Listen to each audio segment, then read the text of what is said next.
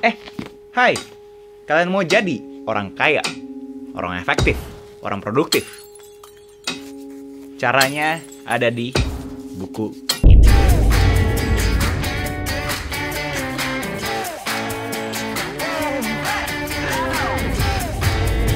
Hai warga kreatif, buat kalian yang belum kenal, salam kenal dulu. Nama gue Agus Leo Halim, dimana 2 hari sekali gue selalu upload video di YouTube. Dan semuanya berhubungan dengan industri kreatif. Kreatif negosiasi dengan klien, kreatif membaca buku, kreatif kripto. Apapun yang sifatnya kreatif akan selalu gue bahas di channel ini. So buat kalian berkenan, monggo di like, comment, subscribe. Hari ini adalah Kultum, kuliah 7 menit. Dimana itu adalah program gue mencoba extract value, mengambil nilai-nilai dari buku yang gue udah pernah baca. Dan buku hari ini, by popular request, populernya luar biasa, kayak banyak banget yang bilang, "Kak, please Kultum buku ini. Dan akhirnya gue bakal bahas 7 Habits of Highly Effective People. Buat kalian yang baru di sini, formatnya akan gue bahas dulu poin per poin apa yang gue dapat dari buku tersebut. Abis itu di akhir gue bakal ada peran antagonisnya gue. So hari ini gue bakal bahas 7 Habits of Highly Effective People by Stephen Covey. Kita mulai aja. Metode Inside Out. Jadi kebanyakan orang mikirnya appearance dulu kan, kayak apa yang harus terlihat di luar. Stephen Covey bilang, dibandingin kalian mempercantik kalian punya personality, yang dia bilang personality ethic, lebih bagusan kalian mempercantik kalian punya karakter. Jadi ngomong simpelnya adalah, coba rapiin dulu kalian punya akar sebelum kalian mempercantik batang-batangnya.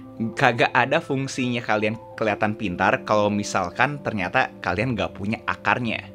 Karena orang bakal notice bahwa, si Agus cuma ngomong doang nih, dari dulu dia ngomongin Kultum tapi nggak pernah sukses. So dari konsep itu, si Stephen Covey kasih 7 habits, 7 kebiasaan untuk ngebantu kita bikin karakter yang efektif atau sukses. Karena setelah dipikir fungsinya apa, kelihatan pintar. Habits pertama, be proactive. Jadi si Stephen Covey ada 2 lingkaran. Pertama ada circle of concern. Ada opini orang lain, ada cuaca, orang lain punya kesalahan, politik, ada ekonomi, ada persepsi orang terhadap kalian. Lalu di dalamnya ada namanya circle of influence, di mana ada attitude, education, keterampilan kalian, antusias kalian, habits, dan hobi. Nah, si Stephen Covey bilang sifatnya yang lingkaran luar ini adalah reaktif. Kita hanya bisa bereaksi. Sedangkan kalau di dalam ini adalah proaktif. Fokus yang ke dalam, itu yang ada di dalam kontrolnya kita. Jadi ngomong simpelnya adalah, kalau misalkan ada satu kejadian, wah doge lagi turun. Kalian harus proactively, dengan situasi yang dikasih ke kalian harus respon.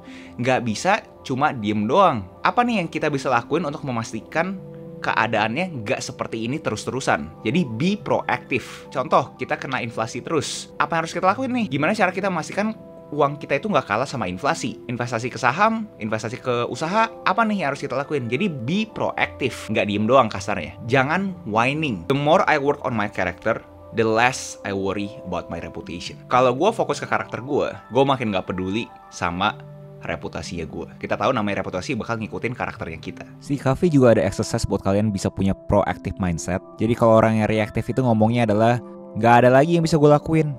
Kalau proaktif, you'll lihat alternatifnya. Orang yang reaktif, gue udah dilahirin kayak gini. Orang yang proaktif, gue bisa ambil pendekatan yang lain. Orang yang reaktif, dia bikin gue bete. Tapi proaktif, gue bisa kontrol emosi gue. Habits 2. Begin with the end mind. Kalian harus punya namanya personal mission statement. Apa yang kalian mau dari dunia ini? Stephen Covey bahkan nge-breakdown kalian itu centerednya di mana. Kalian bisa family centered, kalian bisa money centered, kalian bisa work centered, kalian bisa friend centered. Apa nih kalian punya keinginan? Dari sana kalian coba reverse engineer. Contoh, kalau misalkan kalian pengen punya uang 100 juta di akhir tahun 2021. Nah, kalian pikir nih, untuk menuju di akhir 2021 apa aja yang harus kalian lakukan? Poin simpelnya adalah kita itu sebenarnya kayak programmer. Kita lagi coding nih. Dimana kita coding, Agus Leo di tahun 2021 100.000 subscriber gak ya? Kalau misalkan iya, kira-kira apa aja langkah-langkah untuk menuju 100.000 subscriber? Kagak harus dikontekskan ke kerjaan juga. Ini contoh-contoh personal statement yang ada di buku. Di antara semuanya gue paling suka yang terakhir ini, listen twice as much as you speak. Habits ketiga, put first thing first. Atau simpelnya jangan pernah FOMO. Setiap kali kita melakukan aksi, kita harus mikir, apa yang paling penting, important, not urgent. Kita harus mempertanyakan kita punya kebiasaan.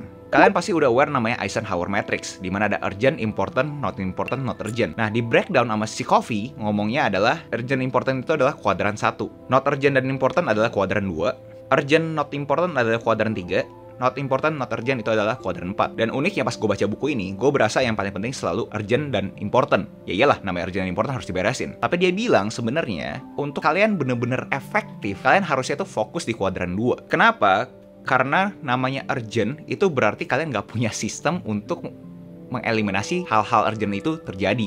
Yes, gue pas denger itu juga agak mind blown dikit karena gue berasa urgent ya harus diberesin dong. Tapi ternyata itu adalah hasil dari kelalaian kita nggak ngebuat sistem sampai akhirnya hal urgent itu terjadi. Paling simpel ya orang mendadak telepon kita terus mau ngajak ngobrol segala macam, itu kan harusnya kita bisa eliminasi kan. Dari 3 habits ini, si Stephen Covey bilang bahwa lu udah berangkat dari dependence, di mana dependence itu lu bergantung sama sekeliling lu sampai akhirnya jadi independence.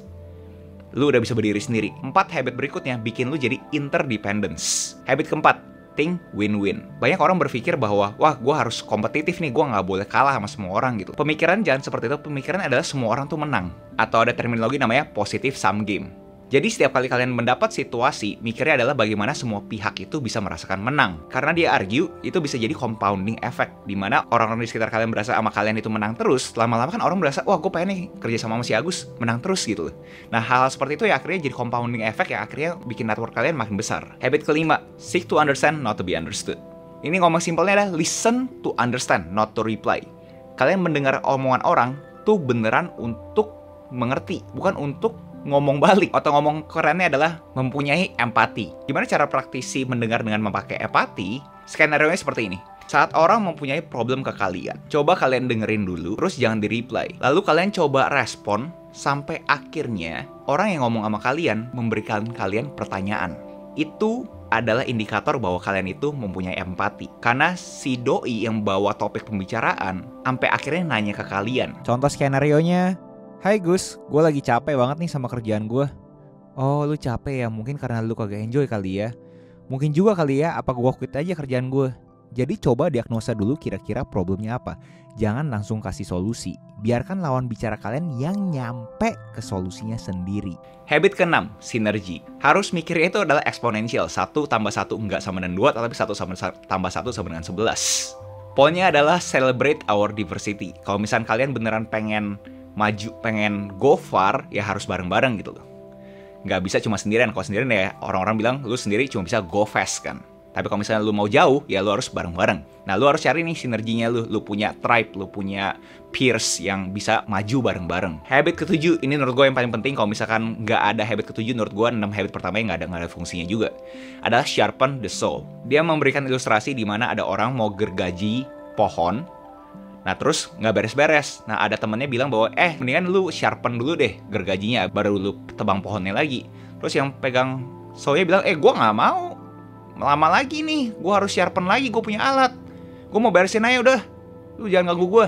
Itu di konteks dunia kita, kadang-kadang kita nggak mikir bahwa sharpen kita punya keterampilan lagi. Tapi orang berasa, aduh males ya, kayak lama banget, gue pengen sekarang langsung kerjain aja gitu loh, emang gue pengen coba aja. Dia juga nge-breakdown aktivitas-aktivitas untuk mempertajam kita punya keterampilan. Karena harus bisa beraktivitas secara fisikal.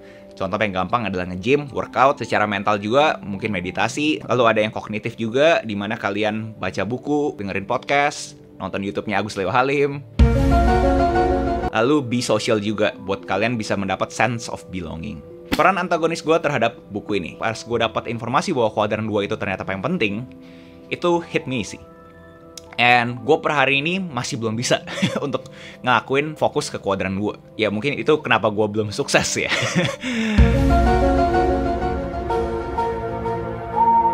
Tapi poinnya adalah gue gak berasa buku ini go into the details terhadap gimana kita bisa praktisi bahwa sifatnya urgent dan important tuh harusnya kita prioritaskan kedua. Nah itu yang gue berasa agak susah sih per hari ini sih. Terutama perusahaan gue kan startup, dimana ya sifatnya urgent ya tiap hari ada aja yang urgent gitu. Bro, ini kan nggak bisa digeneralisasi bro. Yes, gue juga tahu, tapi ini kan ngomongin peran antagonis ya. Karena fungsinya gue setiap kultum itu bikin peran antagonis adalah gue mau kasih tahu ke kalian, warga kreatif, semua informasi di videonya gue itu jangan kalian terima plek-plek. Tapi kalian juga mikir, kalian punya filtering sistemnya kalian untuk mikir, ini kira-kira benar gak ya?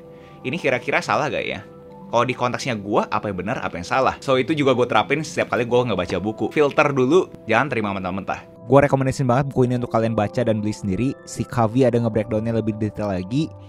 definisi habits apa. Bahkan si Doi ada mempersimpel dia punya konsep menjadi 7 habit buat lu kagak efektif atau 7 habit buat lu kagak sukses.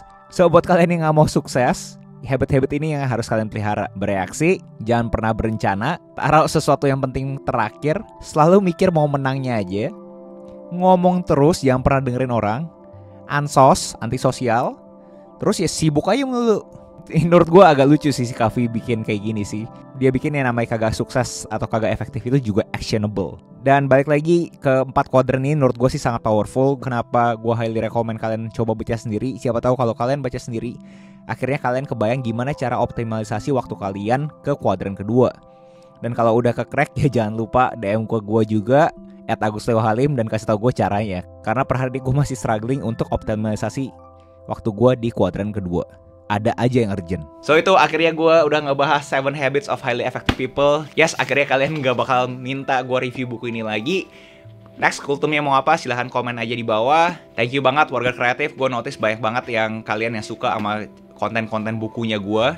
Jujur gue gak nyangka kalian bisa suka sama konten-konten buku gue. Pas pertama kali gue mau bikin kultum ini aja, gue sangat skeptis orang peduli sama apa yang gue baca. And ya seperti biasa ada book notes di link di deskripsi. And sekali lagi itu adalah book notes kak, catatan buku bukan e-book. Kayak berkali-kali orang-orang mikir itu adalah e-book. Ini bukan e-book kak, ini adalah catatan bukunya gue. Jadi kalau kalian berasa loh kok cuma 8 halaman, kok nggak lengkap? Ya karena ya, kalau misalkan e-book yang diterjemahkan ya itu ilegal kak, itu illegal distribution. Catatan buku yang gue catat pas gue baca buku tersebut. So buat kalian yang tertarik silahkan cus ke link di deskripsi. And yes, sekali lagi itu nggak bayar, itu sifatnya adalah donasi. Kalau misalnya kalian pengen support gue ya silahkan, tapi kalau kalian taruh 0 pun linknya juga bakal dikirim ke kalian. So jangan lupa cek emailnya kalian juga. Itu aja, jangan lupa like, comment, subscribe, nyalain notifnya, share ke teman kalian, and I'll see you in next video. Salam kreatif.